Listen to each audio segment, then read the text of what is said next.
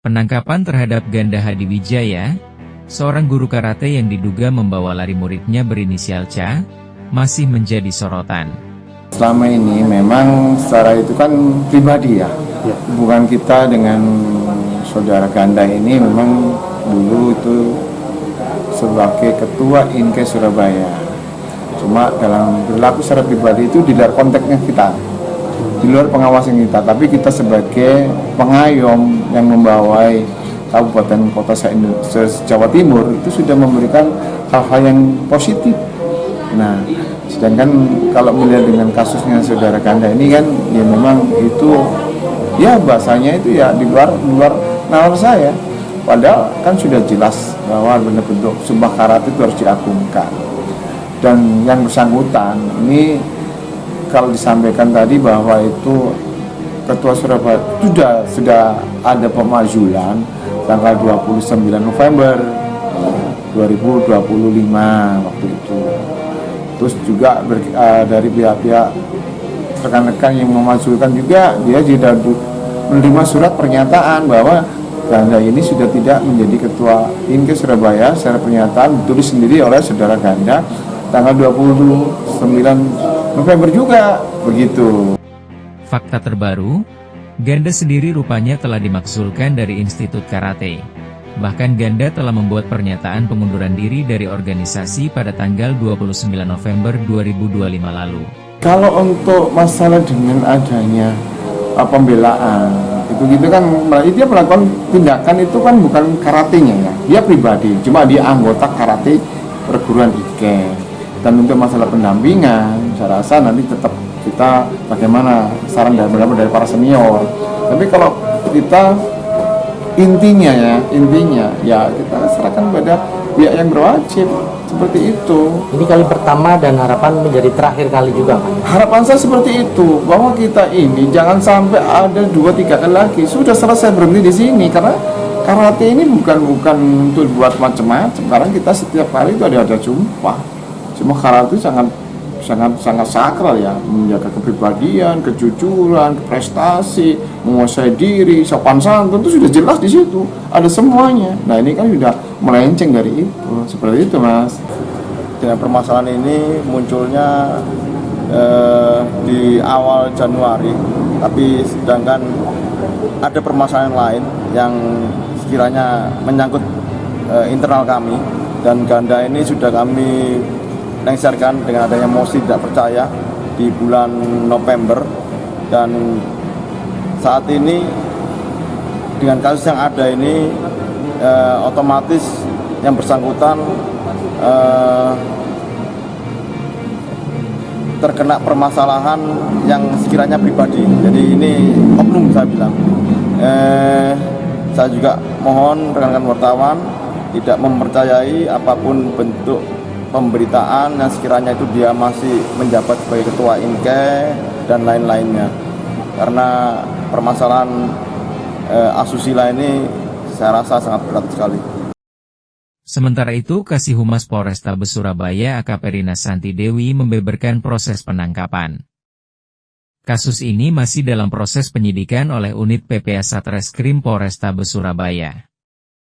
Petugas juga masih akan memeriksa saksi-saksi dan mengumpulkan bukti-bukti pendukung lainnya. Sementara Ganda meminta untuk mediasi. Seperti diberitakan sebelumnya, Ganda Hadiwijaya diamankan polisi pada Jumat, 2 Januari 2026, di kawasan Ciputra Waru, Surabaya, Surabaya Barat. Sedangkan korban berinisial C diketahui merupakan muridnya di perguruan karate. C masih berusia 16 tahun saat awal berkenalan dengan terlapor. Hubungan keduanya disebut melampaui batas profesional. Pendiri Surabaya Children Crisis Center sekaligus Dewan Pembina Lembaga Perlindungan Anak Jawa Timur, Edward Dewaruci mengatakan, Undang-Undang Perlindungan Anak telah secara jelas mengatur pemberatan hukuman bagi pelaku kekerasan seksual yang memiliki kedekatan atau relasi kuasa dengan anak, seperti orang tua, pengasuh, guru, maupun pelatih. Tahun-tahun sebelumnya, menurut kami di LPA Jawa Timur, Lembaga Perlindungan Anak Jawa Timur mencatat bahwa kasus-kasus kekerasan seksual itu masih tetap yang tertinggi untuk anak-anak korban ya. Nah, tinggal jenis-jenis pelakunya aja. Pelakunya kalau yang agak banyak itu memang pelakunya sesama usia anak. Tapi kalau yang dewasa itu menurut catatan kami lebih sering mudah diselesaikan karena seolah-olah bisa diselesaikan dengan mengawini. Nah, dalam posisi ini sebetulnya di Undang-Undang Tindak Pidana Kekerasan Seksual pasal 10-nya itu menegaskan bahwa tidak ada alasan untuk anak itu menjadi objek dari perkawinan. Jadi perkawinan dengan anak itu sebetulnya sebuah kejahatan.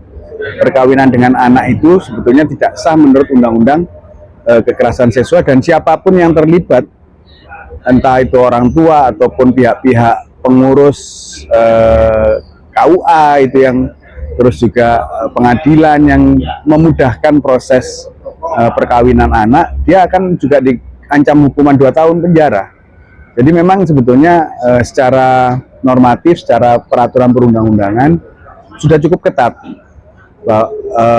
bagaimana aturan-aturan itu melindungi anak-anak.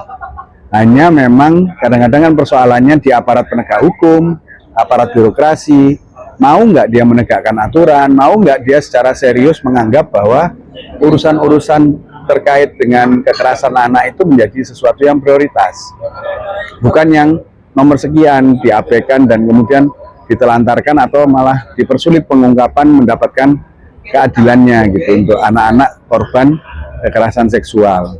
Nah, yang terakhir yang juga mungkin harus diwaspadai, jumlah para predator-predator, para pedofil itu sekarang tambah lama tambah banyak, dan tidak hanya anak perempuan, anak laki itu sekarang juga kecenderungannya banyak yang jadi korban.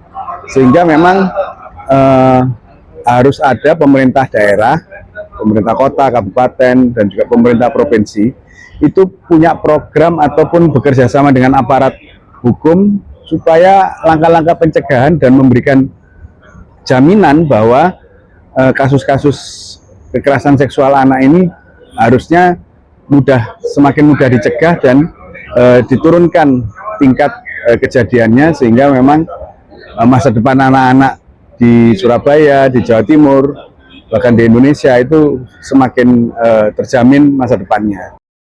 Kekerasan seksual terhadap anak kerap bersifat fenomena gunung es, di mana satu kasus yang terungkap bisa jadi hanya puncak dari sejumlah peristiwa serupa yang belum dilaporkan. Karena itu, perlu pentingnya ketegasan polisi, jaksa, dan hakim untuk memberikan efek jera maksimal agar kejadian serupa tidak terus berulang.